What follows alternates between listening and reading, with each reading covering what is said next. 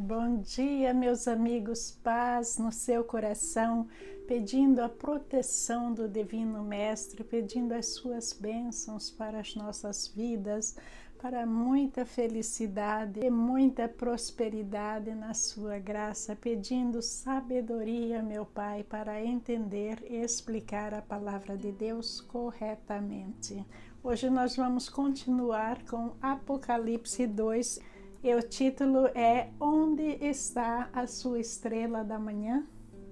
Todos os dias nós acordamos e queremos ver aquele sol maravilhoso brilhando para nós, os pássaros cantando, as flores maravilhosas por todo lado. Lembrem-se que o sol é uma estrela, mas muitos de nós não sabemos que o sol não tem essa cor alaranjada, amarelada que a gente vê. E a gente também pensa que à noite o sol se esconde em algum lugar, o sol vai dormir e daí vem as estrelas na bondade do Pai para nos manter em segurança. Mas na realidade o sol ele nunca deixa de brilhar, de ter toda essa sua potência maravilhosa. O que muda é a posição do nosso planeta Terra.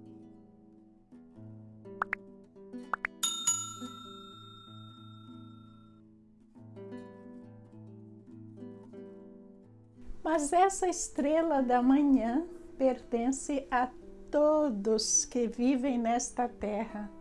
O sol brilhante, maravilhoso, mas esta pergunta que eu estou fazendo para você é sobre a sua estrela particular, a sua estrela da manhã, onde é que ela está, você sabe?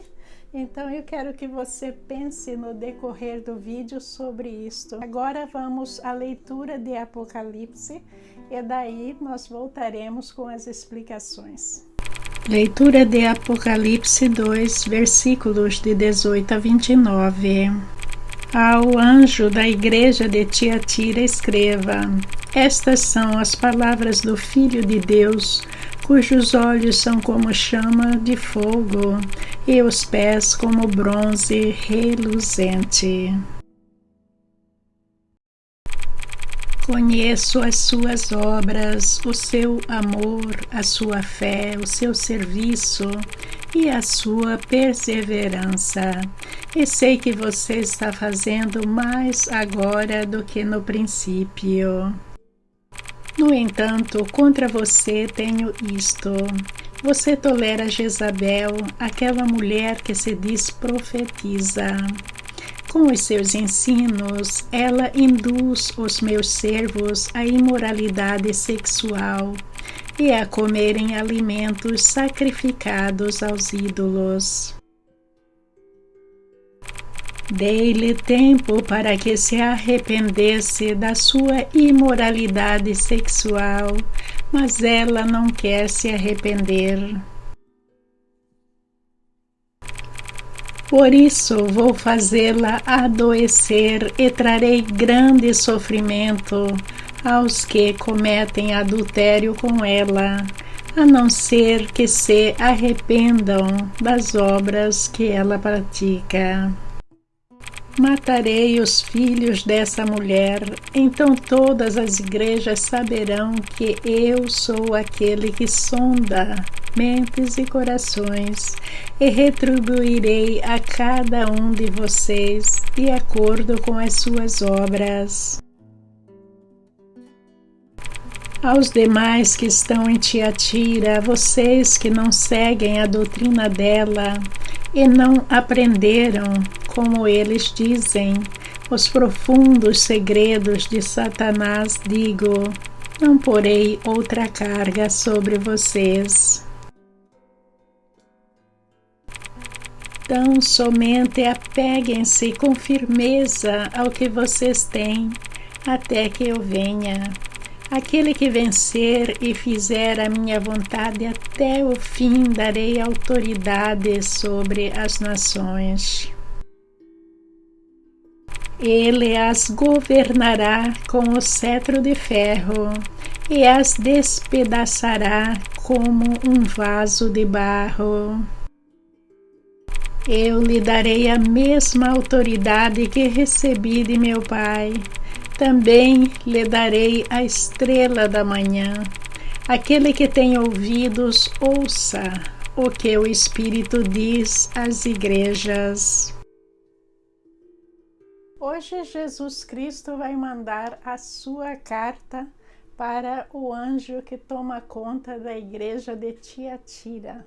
Esse lugar fica entre Sardes e Pérgamo e era um lugar que servia de fortaleza para os soldados romanos guardar Pérgamo, que era uma cidade muito maior e de muito mais importância. Jesus começa a se descrevendo como Filho de Deus, cujos olhos são como a chama de fogo e os pés como bronze reluzente.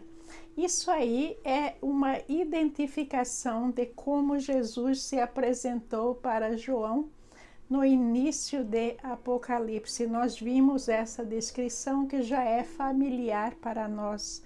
E Jesus está colocando essa mesma descrição lá na carta, que é para todos saberem que ele é o mesmo que mandou também a carta para as outras igrejas e agora está mandando para Tiatira. Jesus diz no começo que ele conhece os esforços da igreja de Tiatira, mantendo na perseverança mais do que no começo. Por quê? Porque neste tempo agora existia um grande movimento de perseguição contra os cristãos e muitos deles tinham sido martirizados. Mas Jesus vai falar de Jezabel, uma figura que se passava por profetisa do Senhor, mas na realidade ela era uma falsa profetisa.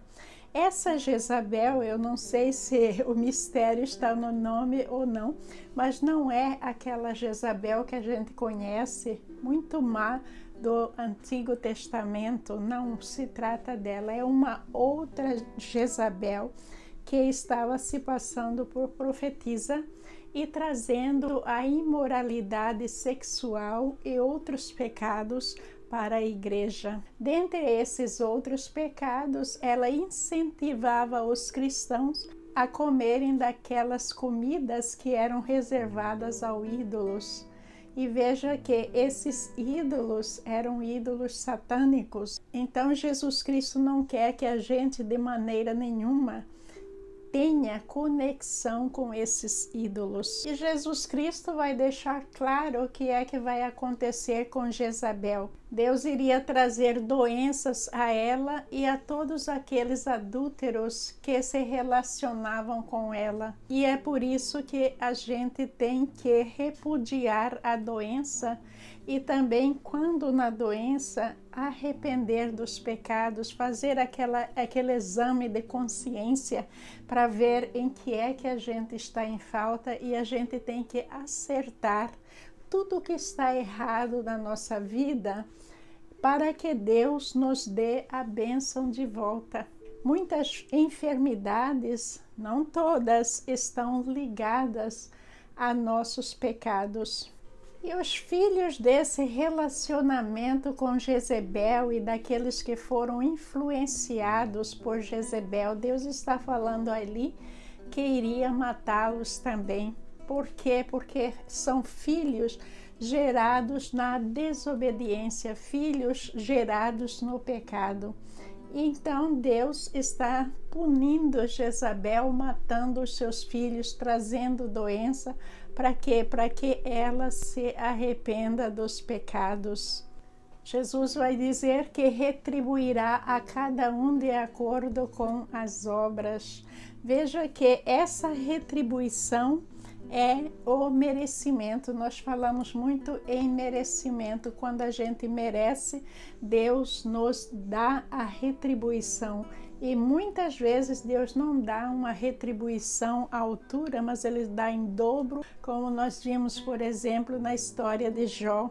Agora, é importante a gente separar as coisas que Deus nos dá segundo as nossas obras, mas no que diz respeito à nossa salvação, Nós não somos salvos pelas obras. As obras fazem parte de tudo. Se a salvação for pelas boas obras, veja que qualquer um pode ser salvo, porque é só a pessoa se esforçar e fazer algum tipo de caridade e daí a pessoa é salva. Veja bem que a justiça de Deus, ela é realmente justa e igual para todos. Então a pessoa nunca é salva pela obra, mas pela graça de Deus. Agora, quando nós somos declarados justos, Deus vai acrescentando a nossa fé. E nessa fé vem os planos de Deus para nós. Deus tem um plano de vida que é para a gente realizar certas obras. Veja que está tudo conectado, uma coisa não pode existir sem a outra. Porque veja bem, se você é justo, se você está recebendo a graça de poder ser salvo, Deus espera que você traga de alguma forma lucratividade para Ele. E nessa lucratividade entra a gente fazer algo que é requerido na Bíblia, por exemplo, ensinar a palavra de Deus para alguém, por exemplo, ser luz no caminho de alguém, ser o bom exemplo, mostrar como a pessoa deve viver com retidão e honestidade, mostrar para a pessoa o que é que Deus quer dele, tirar as pessoas que estão prestes a cair do abismo e tentar resgatá-la para Deus, ser pescadores de homens. Tudo isso e muito mais inclui nessas obras, mas a gente fazer somente as obras não nos salva. Aí entra que a gente não pode pecar também, a gente tem que se arrepender dos pecados, a gente tem que ter por hábito dar o perdão, a gente tem que aceitar Jesus Cristo como nosso Salvador. Aí é um processo de muito trabalho para a gente merecer o nosso nome no livro da vida, que significa que a gente foi salvo. Agora, quando eu digo que Jesus Cristo acrescenta a nossa fé, então, à medida que a gente vai mostrando aquela bondade, o amor ao próximo, viver em fraternidade, em paz, ser uma pessoa realmente justa, Jesus Cristo vai nos dando pouco a pouco fé e mais fé. Então, uma coisa está relacionada com a outra. Então, a igreja que fazer a vontade de Deus, ela terá predominância sobre as nações. Ela governará com o cetro de ferro. É uma espécie de cajado de ferro. O que é que vocês acham que significa isso? É a vontade de Deus aplicando sobre aqueles que estão dirigindo as igrejas e sobre os membros das igrejas para proteger as ovelhas de Deus.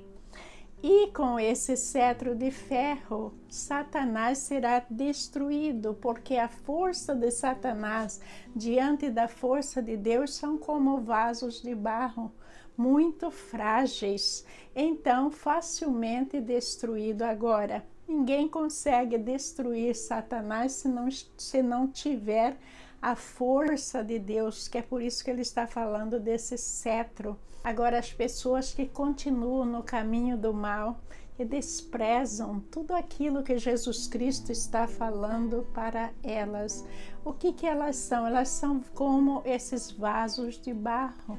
Facilmente elas serão destruídas com a morte. Então nós vamos ver que as pessoas que morrem no pecado, elas não têm muito a esperar, mas é um julgamento muito severo, muito rígido.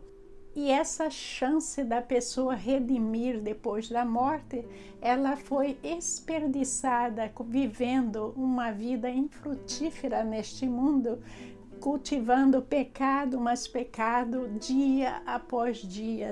Então, quando a gente estiver na presença do Senhor, tenham certeza que Ele não vai colocar a mão na cabeça e te dá aquele carinho de dizer: meu filho, você está perdoado. Não, porque a chance de perdão já foi dada. O Filho de Deus já veio aqui, morreu na cruz por nós e tudo mais. A gente teve um começo sem pecado.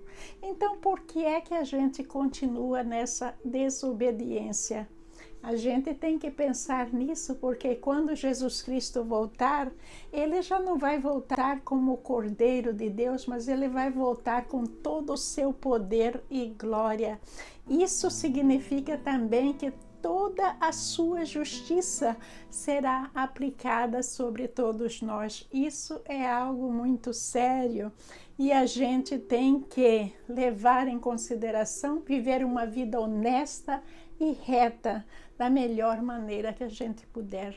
Jesus diz: eu lhe darei a mesma autoridade que recebi de meu Pai e lhe darei a estrela da manhã. Veja que isso é algo muito importante. Quem recebe a estrela da manhã recebe também a mesma autoridade que Jesus Cristo recebeu do seu Pai. Vocês estão entendendo a importância dessa estrela da manhã? Não é como o sol que brilha para todos, mas cada um vai receber essa estrela da manhã. Para a gente entender mais sobre isso, está escrito em Apocalipse 22:16. Eu, Jesus, enviei um anjo a fim de lhes dar esta mensagem para as igrejas. Eu sou a origem de Davi e o herdeiro de seu trono. Sou a brilhante estrela da manhã. Aí está a revelação para nós de quem é essa estrela da manhã. Essa estrela da manhã, ela tem que estar dentro de nós, no nosso coração. Ela não é uma estrela para a gente deixar lá em cima como o sol brilhando para todos. Não, a gente tem que agarrar a nossa estrela e colocá-la dentro do nosso coração. É ali que essa estrela tem que estar. Mas a gente só consegue isso através da retidão do caráter. Viver uma vida pura, viver uma vida sem pecados. Então a gente traz essa estrela da manhã dentro de nós, nos dando luz espiritual. A nossa alma fica em constante contato com o Espírito Santo. É algo sublime e não é para qualquer um, mas é promessa de nosso Senhor Jesus Cristo. E a gente tem que ter como finalidade principal nesta vida manter essa estrela da manhã dentro de nós. Então, a resposta correta deve ser: a estrela da manhã está dentro do meu coração. Que felicidade ter essa estrela brilhando dentro de nós. Quanto privilégio! Isso é maravilhoso e é possível, sim, é possível estar sob total proteção de nosso Senhor Jesus Cristo. E essa mensagem que Jesus está falando, que mandou para as igrejas, né? Veja que isso que eu li está no último capítulo de Apocalipse. E agora essa mensagem que nós estamos estudando no segundo capítulo. E essa mensagem foi dada anos atrás às igrejas. Mas se a gente for analisar as igrejas, nós vamos ver que na maioria elas não estão cultivando essa luz espiritual para dentro dela. Por quê? Porque as igrejas estão aderindo a tudo aquilo que este mundo oferece. A igreja passou a ser defensora das coisas deste mundo, ao invés de ser uma defensora da lei de Deus. Ter como objetivo pregar a palavra de Deus, trazer pessoas para Deus e não pregar as coisas do homem, defender as coisas desta terra, mostrando para seus fiéis que tudo desta terra é o mais importante, porque não é. esta terra oferece para nós o menos importante, o mais importante é cultivar essa estrela da manhã dentro de nós. Porque quando a gente tem a estrela da manhã dentro de nós, a gente sabe tomar decisões, a gente sabe o que a gente precisa fazer, a gente tem direcionamento, a gente tem uma vida equilibrada, rica e feliz. Mas eu não estou dizendo rica no sentido material, mas é rica de tudo que a gente mais precisa, a gente tem em abundância. Parar de administrar a igreja para o mundo, mas administrar a igreja para Jesus Cristo. Não é isso que ele está falando nessa quarta? A gente tirar todos os pecados de dentro da igreja, parar de trazer pecado para dentro da igreja. Isso é aquilo que Jesus Cristo quer. E ele termina a carta dizendo: aquele que tem ouvidos de ouvir, ouça o que o Espírito está dizendo à igreja. Para a gente ouvir aquilo que Jesus Cristo está falando, não é a mesma coisa da gente ligar o rádio, pôr na estação que a gente quer ouvir, cantar, dançar. Não é dessa maneira que a gente ouve a palavra de Deus. A única maneira que existe da gente ouvir a palavra de Deus é quando a gente está praticando, quando existe transformação em nós, porque é por isso que Jesus Cristo veio, é por isso que Ele nos deu a palavra. Agora, quando a palavra está passando por nós, como os programas de rádio, a gente na realidade não está ouvindo verdadeiramente. É aquele som que está passando por nós e a gente não está capturando para dentro de nós. É muito importante a gente capturar aquilo que nosso Senhor Jesus Cristo está falando e trazer para dentro de nós, vivenciar essa experiência maravilhosa. Só assim nós conseguiremos essa luz da manhã dentro do nosso coração, dentro das nossas igrejas e de tudo que a gente faz. Essa mensagem de hoje, ela é perfeita, ela é maravilhosa, ela é divina. Nos dá direcionamento para as igrejas. Enquanto Jesus Cristo ainda não veio, é tempo da gente reformar a nossa igreja, começar a aplicar a palavra de Deus em tudo que faz. E vamos ouvir realmente aquilo que nosso Senhor Jesus Cristo está querendo de nós, afastando tudo que é maligno de dentro da igreja, trazendo as pessoas para Deus. É isso que nosso Senhor Jesus Cristo quer de todos nós como igrejas. Bom dia, meus irmãos, muito obrigada pela sua participação. Que Jesus nos abençoe abundantemente e que nós sejamos merecedores da luz da manhã dentro do nosso coração. Muita paz.